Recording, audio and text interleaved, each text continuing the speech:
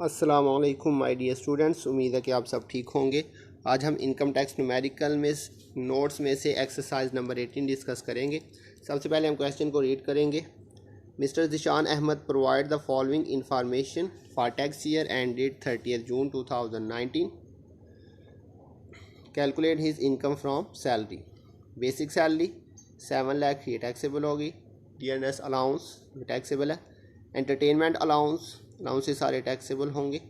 उसने कहा हुआ 50% स्पेंड ऑन ऑफिशियल मीटिंग। तो इसमें से चूँकि 50% जो है वो ऑफिशियल पर्पज़ के लिए हमने स्पेंड किया, तो आपने इसमें से 50% जो है वो लेस कर देना।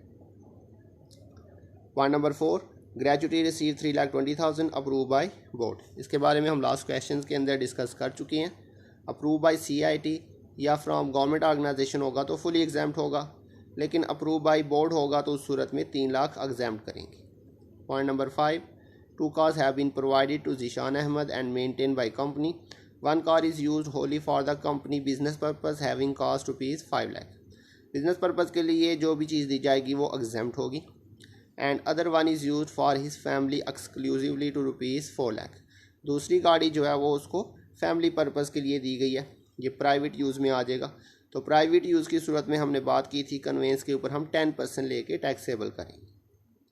पॉइंट नंबर 6 है furnished accommodation rent pay directly by company to landlord ₹3,50,000। ये पॉइंट भी हम लास्ट क्वेश्चंस के अंदर काफ़ी दफ़ा कर चुके हैं। यहाँ पे उसने एंटाइटलमेंट ऑफ रेंट की जगह पे rent pay directly to landlord दे दिया, तो आपने उसी तरह से एंटाइटलमेंट की जगह पे ये लिख लेना है rent pay directly to landlord. और दूसरा पॉइंट उसी तरह से करेंगे 45% ऑफ MTS या बेसिक सैलरी, जो बड़ी अमाउंट होगी उसे आपने टैक्सेबल कर देना। पॉइंट नंबर 7 एंड 8 ये इस क्वेश्चन के अंदर मोस्ट इंपॉर्टेंट पॉइंट्स हैं। कंट्रीब्यूशन टू RPF मतलब recognised provident fund by employee ₹90,000। Equal amount is contributed by employer. Employee और एम्प्लॉयर की जो कंट्रीब्यूशन है वो हमेशा सेम होगी, कोई सा भी प्रोविडेंट फंड हो। उसके बाद point number 8, interest on accumulated balance 20%, और ये इसकी अमाउंट है 36,000। ये हमने बात की थी प्रोविडेंट फंड जब भी आएगा, कोई सा भी प्रोविडेंट फंड हो, गवर्नमेंट हो, रिकॉग्नाइज्ड हो या अनरिकॉग्नाइज्ड हो, ये तीनों चीज़ें इकट्ठी आएंगी और हमेशा एम्प्लॉय और एम्प्लॉयर की अमाउंट सेम होगी। तो ये पॉइंट वेरी इंपॉर्टेंट है, पेपर में भी इस पॉइंट के आने के चांस होते हैं प्रोविडेंट फंड के, और ख़ास तौर पर रिकॉग्नाइज प्रोविडेंट फंड के। तो इसका ट्रीटमेंट हम सोल्यूशन के अंदर देखेंगे।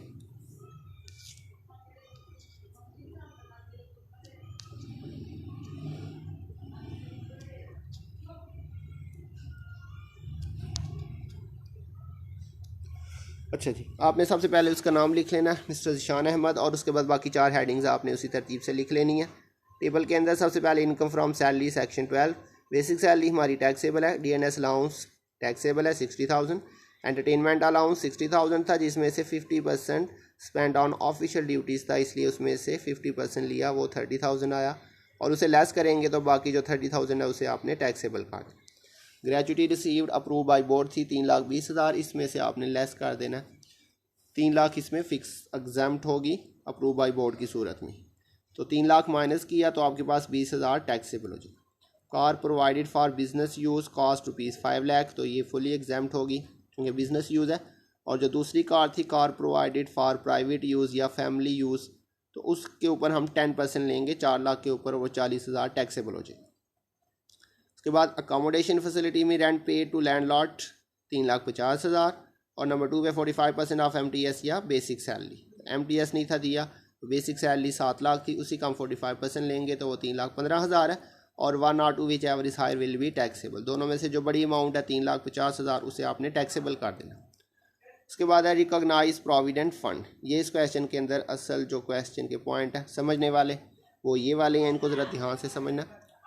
इसमें हमने बात की थी हमेशा 3 चीज़ें इकट्ठी आएंगी। नंबर 1 पे एम्प्लॉय कंट्रीब्यूशन, ये हमेशा आपने इनर कॉलम में ही लिखना है, चाहे रिकॉग्नाइज प्रोविडेंट फंड हो, अनरिकॉग्नाइज्ड हो या गवर्नमेंट प्रोविडेंट फंड हो, इसका तीनों सूरतों में सेम ट्रीटमेंट होगा। पॉइंट नंबर 2 है एम्प्लॉयर कंट्रीब्यूशन।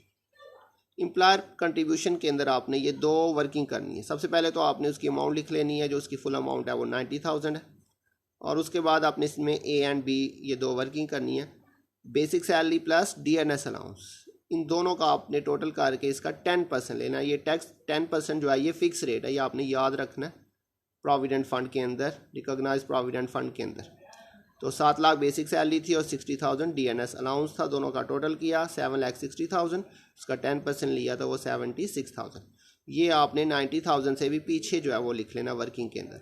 और इसमें बी पार्ट में फ़िक्स लिमिट है 1,50,000, ये हमेशा 1,50,000 ही आएगा, हमेशा फ़िक्स लिमिट है। अब इन दोनों में से ए एंड बी में से जो छोटी अमाउंट है उसे आपने एम्प्लॉयर कंट्रीब्यूशन में से माइनस कर देना है।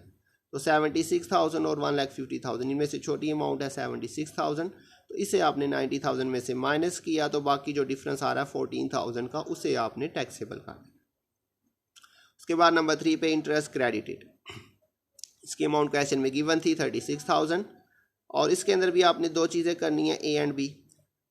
ए के अंदर basic salary plus DNS allowance और मल्टीप्लाई बाय 1/3। ये 1/3 जो है ये फिक्स है, ये आपने याद रखना है। इंटरेस्ट के अंदर हमेशा 1/3 लेंगे, जैसे ऊपर एम्प्लॉयर कंट्रीब्यूशन में हमेशा 10% लेंगे, यहाँ पे आपने हमेशा 1/3 लेना है। तो basic salary 7 lakh, DNS allowance 60,000, दोनों को प्लस किया और 1/3 लिया तो ये 2,53,333 आ गया। और इंटरेस्ट बी पार्ट के अंदर ये वाला पॉइंट ज़रा ध्यान से समझना, ये इसका फार्मूला समझ लें इसको। बी के अंदर इंटरेस्ट मल्टीप्लाई बाय 16 हमेशा फिक्स रहेगा, फार्मूले के अंदर ऊपर हमेशा 16 आएगा और डिवाइडेड बाय गिवन रेट, जो क्वेश्चन के अंदर गिवन रेट होगा।